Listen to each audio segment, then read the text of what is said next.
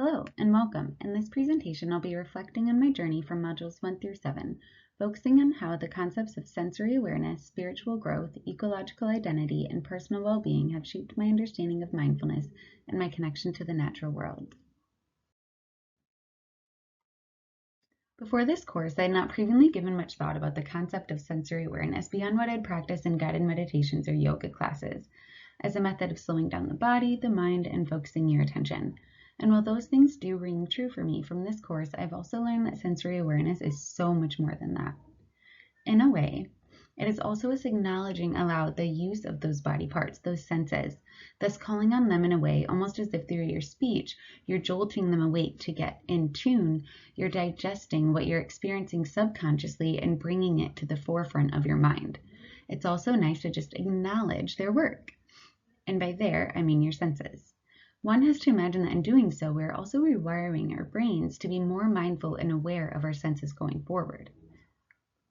Furthermore, sensory awareness helps us to feel more connected to our surroundings or our environment, being aware that's all of our environment. The spider weaving a web or the wind blowing against the leaves. When you pay attention, you'll start to notice the different patterns in different spider webs and the different noises that different leaves on the certain types of trees make. For example, palm leaves have a stronger sway, and one can tell the leaves are large just by the way that they sound. It's more of a whoosh. Leaves of an oak tree, for example, have a faster rhythm when they sway, and it sounds more frantic, like more of a shaking.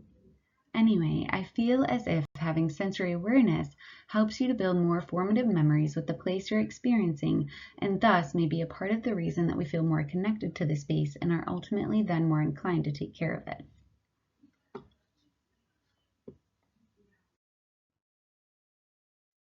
Spiritual growth is an ongoing process of evolving through self-exploration and discovery of the metaphysical self. As you evolve, you begin to develop your own ethos, things that you stand for, things that you believe in, emotions you embody, things that ignite your soul. And through these things, through this journey of spiritual growth, you begin to connect with yourself in deeply profound ways. You begin to get to really know yourself and come into yourself. And with this, you will feel guided towards a purpose. You will start to think, act, and speak in alignment of your spirit, your Satnam, your Atman, and it will become a part of your identity. And you and everyone and everything around you will be better for it when we are guided by the intrinsic motivation of fulfilling our purpose. It doesn't feel like work, it's enjoyable. Have you ever met anyone that you just know loves their job, even if you came into contact with them briefly? Doesn't it just make you happier having that experience? Energy is transferable. When someone is joyful, that joy spreads. Now imagine every person that worker has come into contact with and sparked joy in their day. And then in return, how many people that person came into contact with and sparked joy in their day, and so on.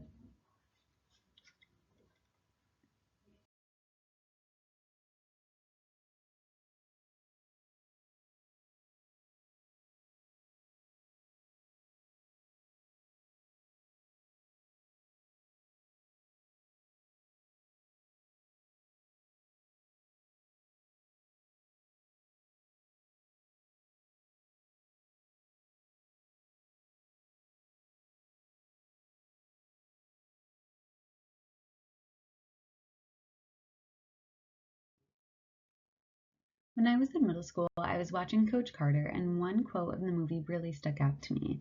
I paused the movie, got out my journal, played the movie, wrote down a line, paused the movie, and so on. This is the clip in the movie.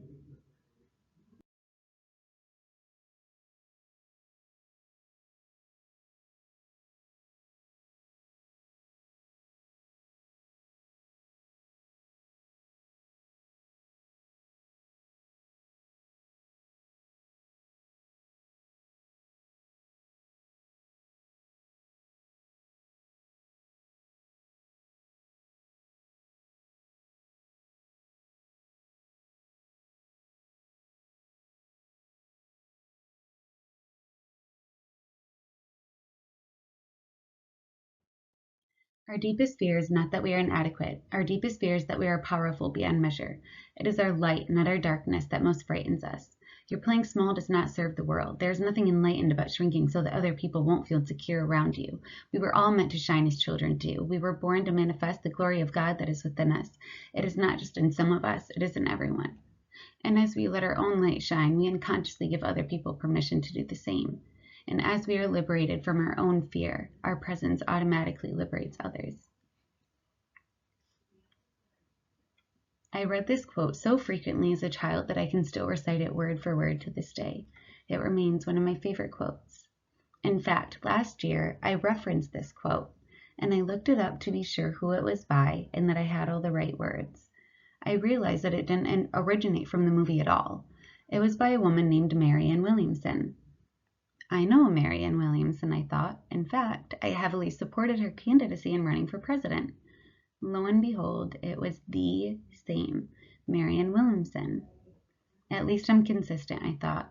I loved her 20 years ago, and I love her now. This moment to me at the time was what I consider to be a synchronistic event. To me, a synchronistic event is something that happens that is so out of the ordinary that it could only be God, Source, or whoever you praise, reminding you who you are, telling you that you're on the right path, and that He is guiding you. He is in charge. Trust Him. Lean into this. Truthfully, it could mean different things in different scenarios. Anyway, as it turns out, Marianne Williamson happens to be, as Gen Z would say, a spiritual girly herself. The quote stuck out to me so deeply at such a young age because it resonated with me. When we are our true selves, and when we are not ashamed or embarrassed or fearful, it encourages others to do the same. It's like ducks, how they learn by observing. One duck will slowly go into the water. The other one will kind of watch, feel it out, and then one by one, they all follow. It's because that first duck, not only were they brave, but it sent a message to the other ducks that they were safe. The same rings true in this scenario. What this course taught me is that your ability to grow spiritually is exponentially increased when you are regularly and consistently practicing mindfulness. It is not enough to be aware or mindful without action or practice. Otherwise, it is difficult to turn into the frequency of your own spirit. It's like driving through the mountains and having a bad connection. They're static and you can't get through to one another. Not clearly enough to respond anyway.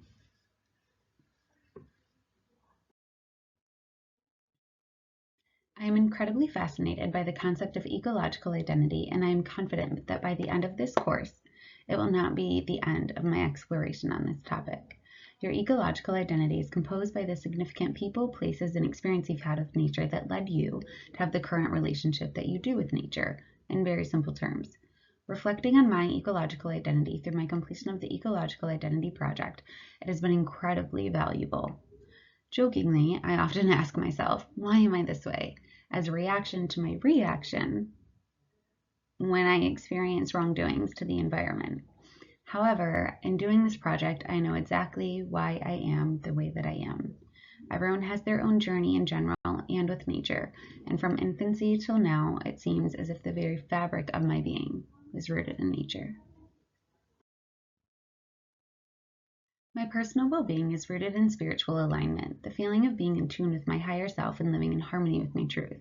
When I'm grounded in that space, I'm more peaceful, creative, and whole. When I drift away, my soul always feels it first. I feel imbalanced and like something's always missing, because it is. And then the rest of my health begins to suffer as well. Throughout this course, I've realized that well-being isn't just about taking care of your physical health or managing stress. It's about nurturing the whole self, mind, body, and spirit. All of your health depends on it, like the health of the roots to a tree. If the roots are unhealthy, as will be the tree. The knowing and relearning that my well-being is inseparable from my relationship with the natural world is a reminder that when I disconnect from nature, I disconnect from myself.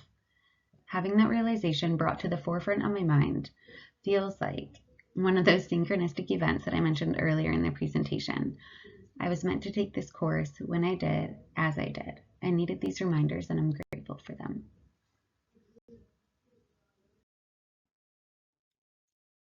As stated, this journey has taught me that mindfulness is nothing without practice. With consistent practice comes a way of being.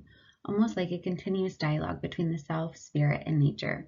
It is the thread that connects all of the themes in this course: sensory awareness, spiritual growth, ecological identity, and personal well-being. Through awareness, connection, and action, we nurture the balance of the nature within and without, thus contributing to the greater harmony and frequency of the world. Thank you.